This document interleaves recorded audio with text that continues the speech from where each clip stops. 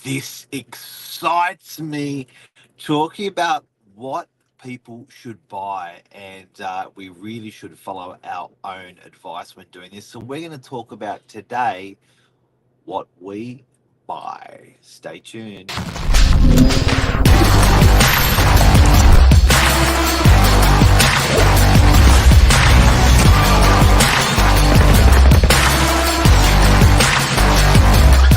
I'm the ringleader, so listen up.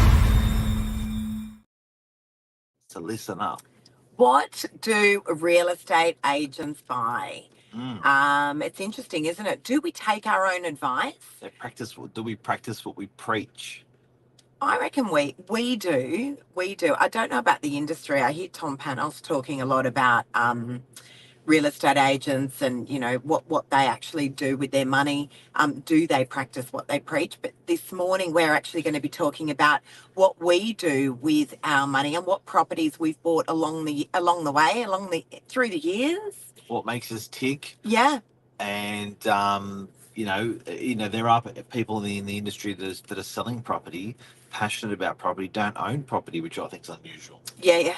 It's funny, isn't it? You know, as an accountant, you want to make sure that the accountant takes their own advice. As a doctor, you want to make sure the doctor takes their own advice. And as a real estate agent, you want to make sure your real estate agent actually does take their own advice. And, you know, look, there's no doubt we are extremely, as in Mark and I are extremely passionate about property. I've always had a love affair with property ever since I was a very, very young girl. And I remember saying to my dad, I must have been about, it's probably about 16 or 17 years of age. And I said to my dad, I've got this great idea. I want to buy studio apartments in Potts Point. I don't know why I had a fascination with Potts Point at the time. It's a very trendy area.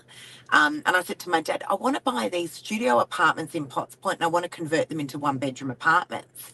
And at the time, they were cheap as chips. I mean, Potts Point, just on the cusp of King's Cross.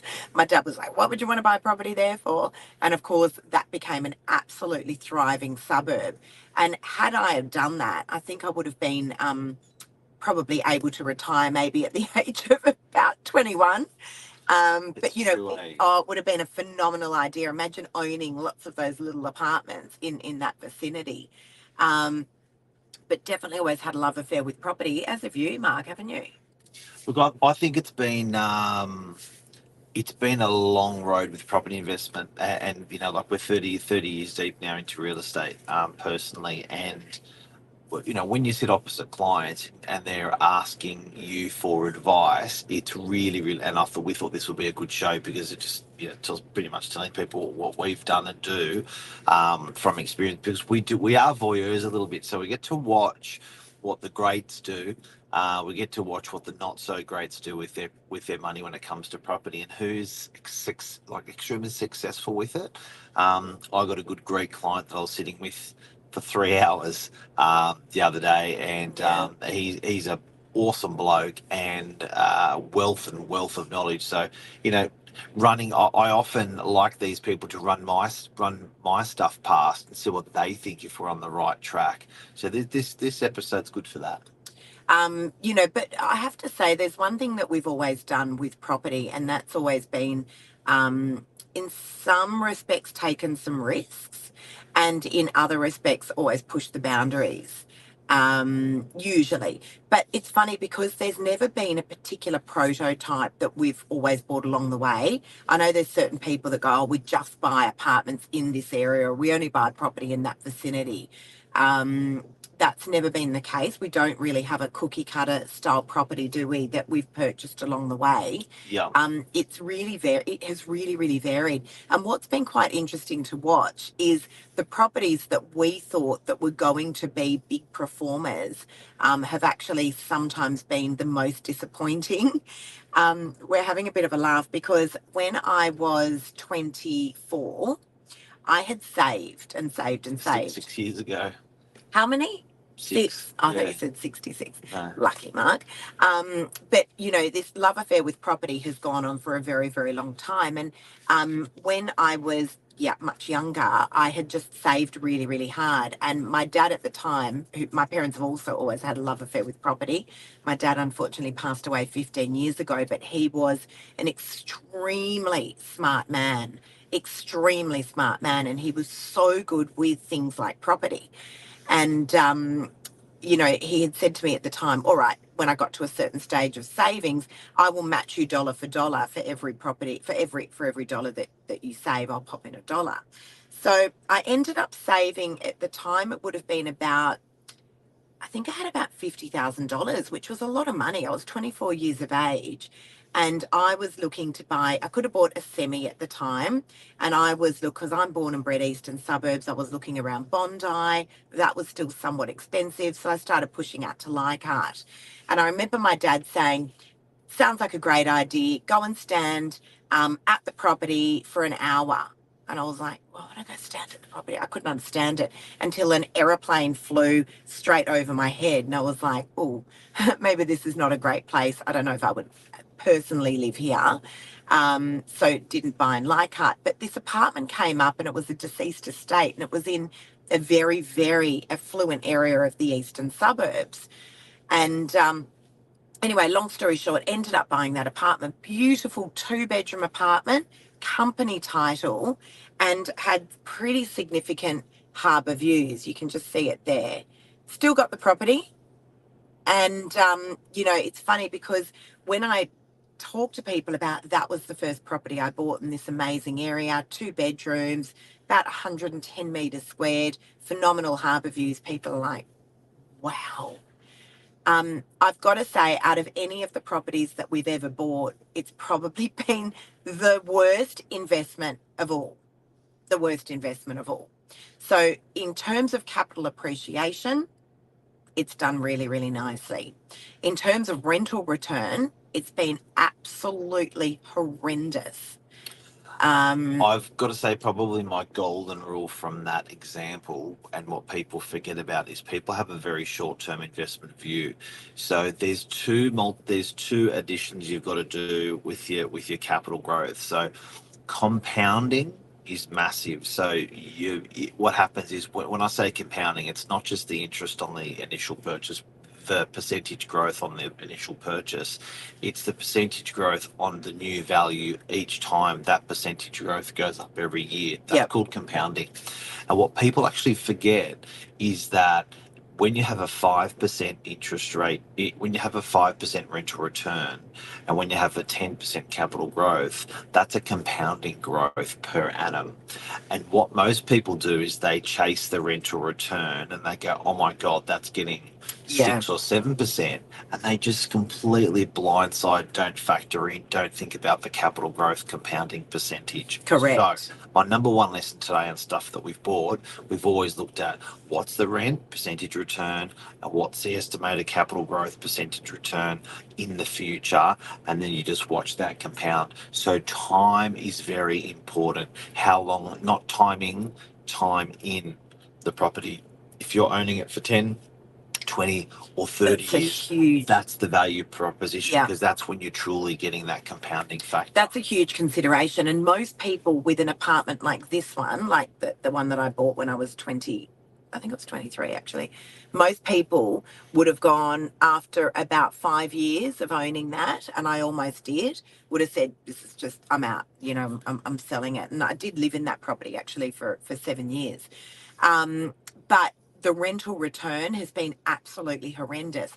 But there's been another layer on top of that, and that's been the absolutely exorbitant special levies. I mean, really, been amazing. It's been a very costly property to own. It really, really has. The special levies have been astronomical. Now, why? Because it is a company title block. That used to be a big problem. It's not as big a problem these days. The banks used to be a bit funny about lending on company title. Back then, they're a little bit more lenient now. But, there was just so many things that needed to be done to this very old block, 1970s block. A whole lot of people that were owner-occupiers that wanted to keep it well maintained, which is amazing. But the special levies have been astronomical, and it's been non-stop. really for probably the last, I'd have to say 10 years, Mark, on the property. So we've talked about one property in 10 minutes. Yep. We've got to blast through all other recommendations. Okay. Of what we would buy. Let's do one property every 30 seconds. Go. So you've got to Not concrete cancer, Luke. No. Yeah, concrete cancer is a big one. No, but concrete, not in that block. Fire upgrades and concrete cancer Yep. are huge ones in these blocks.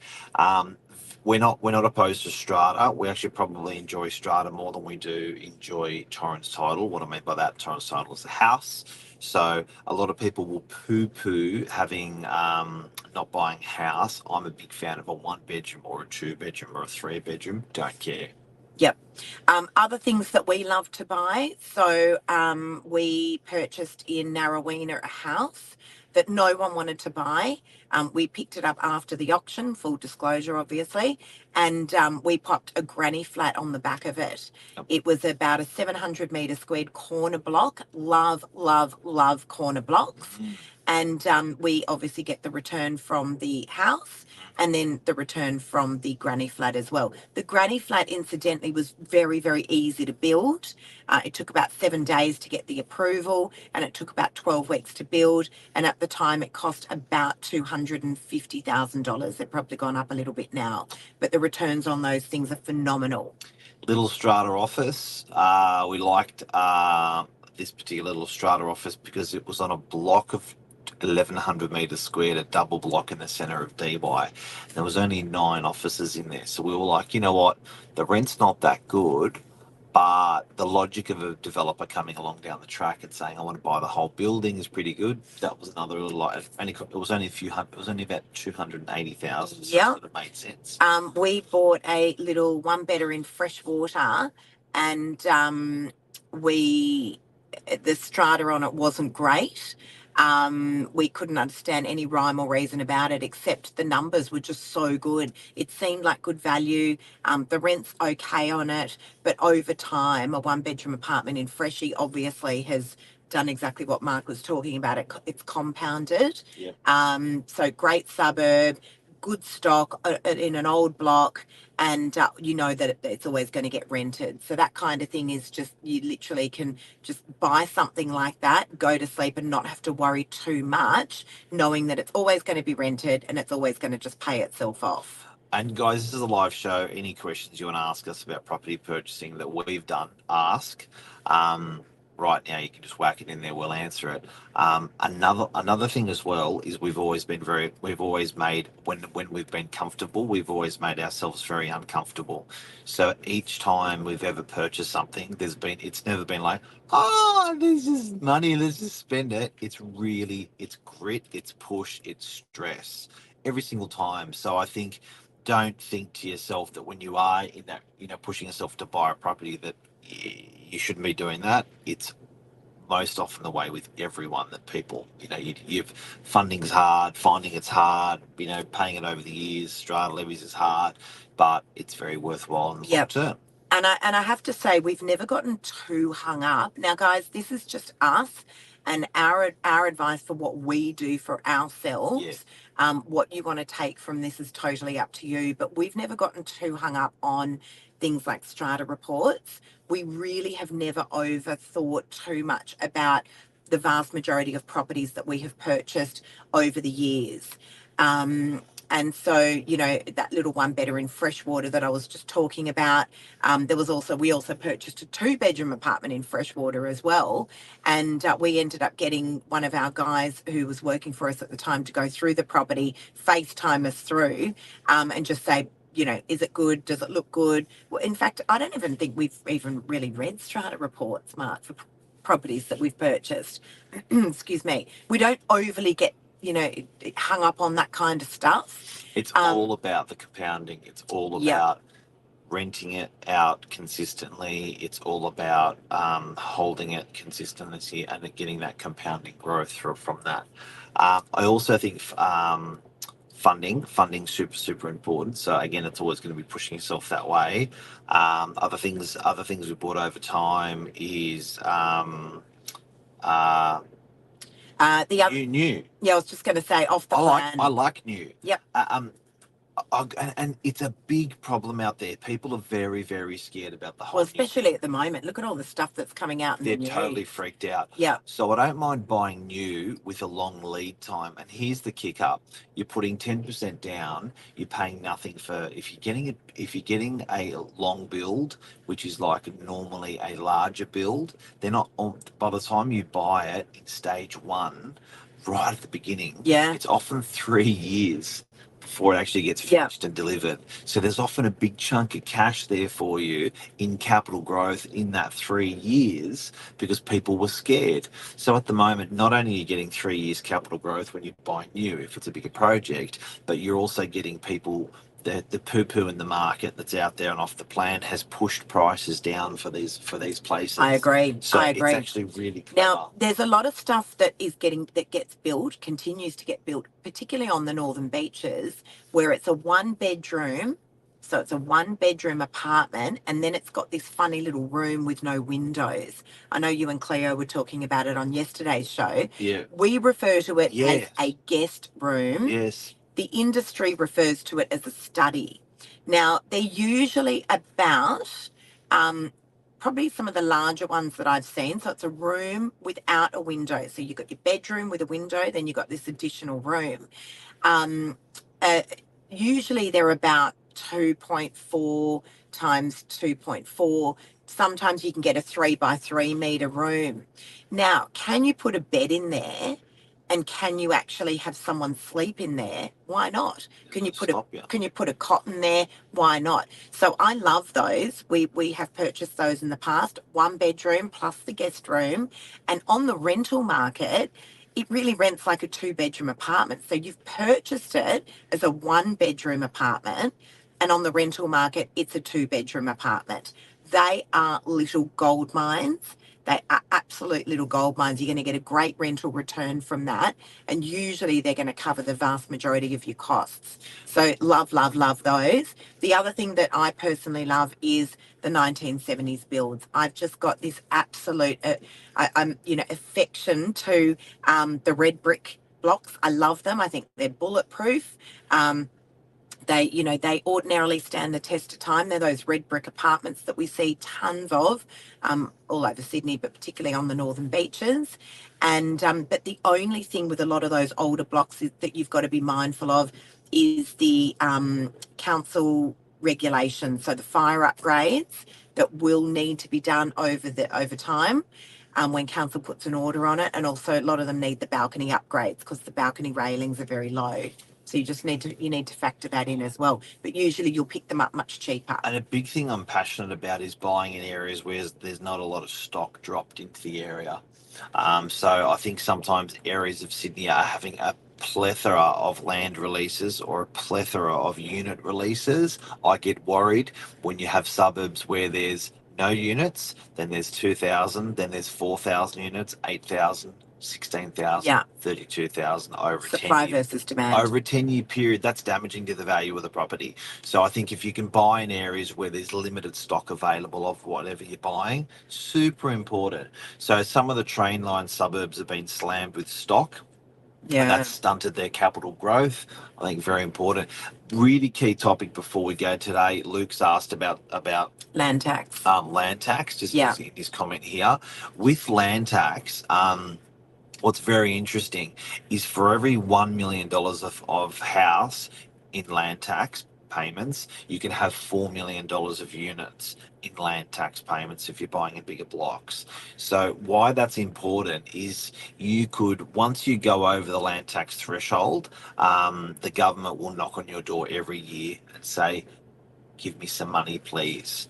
Now, if you're in the pattern of buying houses, you're going to be 4 times more exposed to paying land tax. These people are cutting big checks. I was sitting with a landlord that has a block of 10, 20 in Manly yesterday. They're getting a land tax bill of 169,000 a year. Oh. Right, so they're getting Ouch. 3,000 a week of their rent is going towards the government to land tax. So keep an eye on land tax, and units sometimes perform better for that and reason. exactly for that reason, we don't buy a lot of houses. because of that. That is, yeah, it's, you know, look, that one in NARRAWEENA that I was talking about earlier, where we bought the little house and then popped the granny flat on the back, that actually gets a really, really good rental return. But ordinarily, for us personally, like, that's sort of why we steer clear of that kind of stuff. I think, you know, for us, we're always doing the opposite to what everyone is doing. That's just how we run life. Yeah. We really do. And I don't know why. We just don't like to follow what the vast majority of people are doing. So when everyone's buying, that's usually when we won't. When no one's buying, that's usually when we will. When everyone zigs will zag. Yeah, and I can't tell you how many times we've actually purchased property at the end of the year, Christmas, New Year period, when everyone's sort of gone to sleep, and we're like, I wonder what properties have been sitting around for a little while. Let's have a look. Done. Well, realestate.com will actually give you the oldest properties on the market. If you, We search from oldest to newest. If you rank it. Not newest to oldest. The ones that have been sitting on the market the longest. Yeah. Not bad sometimes, not bad. There's nothing wrong with them. Yeah. Absolutely nothing wrong with them. So, you know, but my dad always used to say, Lisa, if the bank will give you money, take it. Take it. Go spend it. So, you know, and that is the absolute truth. And it can be somewhat frustrating. What are you doing, Mark? It can be somewhat frustrating when you know, we're dealing with buyers all day, every day, and you know, the buyer procrastinates over property, and then we literally see it in front of our eyes that they've missed out on purchasing just phenomenal property. Most property is incredible. Most property, if you buy it and you hold it, you're going to make money on. That's it. It's that complicated and it's that simple. Luke's like a mind reader. This is a really clever guy, guys. If you talk to this buyer's agent, Luke Broney, very, very, very clever. Has been making lots of comments today. Luke, this is probably the best thing that I could have said today, and you've said it. It's actually a financing game. It really, really is. If you look at your outgoings, if you look at your ingoings, if you look at your job, you know, funding the whole thing, it's always been like that for us. Like, it's always been about, you know, shuffling paper around a table, and it just works. So I think what the big thing I've learned, you know, I've got to tell people out of today is, a friend of mine said to me, I was on his boat, and he was one of the top 100 companies in Australia, wealthiest men in Australia. And I said, can you give me a piece of advice? And he said, after I sold my company, what I sold, these were big numbers, but they relate to any person.